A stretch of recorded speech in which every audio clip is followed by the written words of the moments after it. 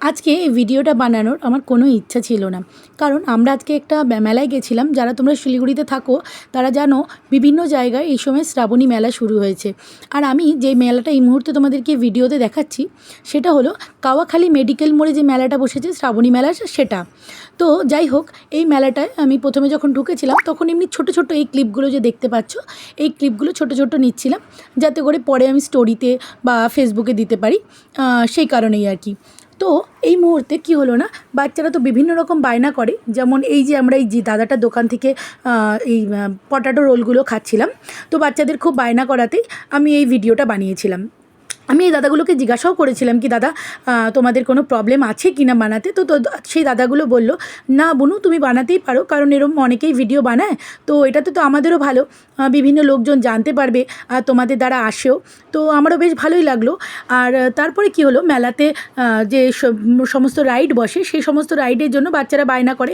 তো তোমরা যে দূরে দেখতে পাচ্ছ যে ড্রাগন ট্রেনটা থাকে, সেটার জন্য আমার বাচ্চা আর আমার বান্ধবীর বাচ্চা দুজনেই খুব জিদ করছিল। তো আমরা ভেবেছিলাম খাওয়ার পরে এই ট্রেনটার এখানে যাব, মানে বাচ্চাগুলোকে চড়ানোর জন্য আর কি। তো এই মুহূর্তে বন্ধুরা এত বড় একটা দুর্ঘটনা ঘটে গেছে। আমি তোমাদের সবার কাছে রিকোয়েস্ট করব, যারা নাকি মেলায় যেতে খুব পছন্দ করো তারা প্লিজ প্লিজ প্লিজ এরকম রাইডের থেকে নিজেদেরকে দূরে রাখো, কারণ আজকে এত ভয়াবহ একটা দুর্ঘটনা ঘটে গেছে এই মেলাতে। এই মেলার মধ্যে যে ট্রেনটা চলে, এই ড্রাগন ট্রেনটা সম্পূর্ণভাবে উল্টে গেছে। এই যে মানুষটিকে তোমরা ভিডিওতে দেখতে পাচ্ছ, এনার গোড়ালি শুদ্ধ ভেঙে গেছে, আর পাশে যে ছোট্ট বাচ্চাটাকে দেখা যাচ্ছিল, ওই বাচ্চাটা ছিটকে পড়েছে। দেখো ট্রেনটা কিভাবে ভেঙে পড়েছে। কোনো মানুষ যদি একটু বেকায়দায় পড়ে যেত, তাদের জীবন নিয়ে আজকে ফিরতে পারতো না। এখানে কিছু কিছু মানুষকে খুব তাড়াতাড়ি কাছে থাকা মেডিকেল হসপিটালে নিয়ে যাওয়া হয়েছে, কিছু মানুষকে নিয়ে যেতে পারেনি।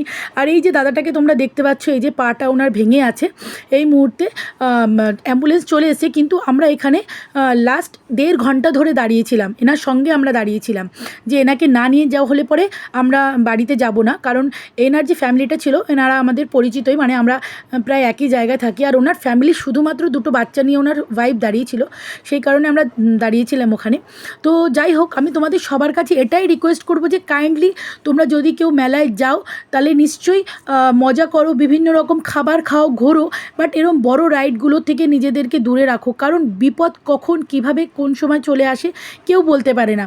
এনার গোড়ালি শুদ্ধ ভেঙে গেছে, এমনভাবে পাটা ফুলে গেছে, তোমরা যদি না দেখতে তাহলে তোমরা বিশ্বাস করতে না। মানে আমি যে ভয়েসটা দিচ্ছি, আমি নিজেকে যথেষ্ট মানে কুল করে ঠান্ডা মাথায় আমি ভয়েসটা দিচ্ছি, কারণ আমি নিজের উত্তেজনাটা না থামিয়ে রাখতে পারছি না। একদম আমার চোখের সামনে পড়ে গেল, মানে বাচ্চাগুলো ছিটকে ছিটকে যে গেছে, ভগবানের অশেষ দয়া যে কোনো বাচ্চা মানে প্রচণ্ডভাবে ক্ষতি হয়ে যায়নি। হ্যাঁ, ক্ষতি তো অবশ্যই হয়েছে, কিন্তু কারোর প্রাণ যায়নি সেইভাবে কেন মানে হতে পারেনি। তোমরা দেখো কিভাবে ট্রেনটা পুরো উল্টে গেছে, মানে পুরো যে পাটরিটা থাকে, পাটরিটা পুরো মানে উল্টে গেছে, আর সামনের বগিগুলো পুরো একদম বাজেভাবে পড়ে গেছে। আর এই টয় ট্রেনের যে মালিক ছিল সে কিন্তু পালিয়ে গেছে, আর পালিয়ে যাওয়ার সময় একদমই ভোলেনি তার ক্যাশ বাক্সটা নিতে। মানে কত বড় অপদার্থ লোক হতে পারে, তার কিছু ভুলের জন্য কত মানুষের আজকে প্রাণ যেতে পারতো। মানে তার মধ্যে ছোট ছোট বাচ্চা ছিল, তারা একবারের জন্য ভাবলো না তাদের এই মেনটেনেন্সটা যে মানে এই এত বড় একটা মেলার মধ্যে বসিয়েছে, এটার জন্য যে তাদের একটা মেনটেনেন্স দরকার থাকে, সেটা যে তাদের করা উচিত ছিল সেটা একদমই ভাবেনি। আর আমরা যখন পিছনের ট্রেনটার মধ্যে গেছিলাম, যে হয়তো লুকিয়ে আছে বলে, সেখানে যে টিকিট কাউন্টারে মহিলাগুলো ছিল, মানছি তারা লোকাল থাকে, তারা মেলার লোকেদের সঙ্গে আসে না, কিন্তু তারা কোনো রকমভাবে আমাদের সঙ্গে কোঅপারেট করছিল না। তারা বারবার একটা কথা বলে যাচ্ছিল, আমরা জানি না, আমাদের কাছে নেই। মানে এদের কাছে মানুষের কোনোই মূল্য নেই, তোমরা দেখতে পেলে বন্ধুরা।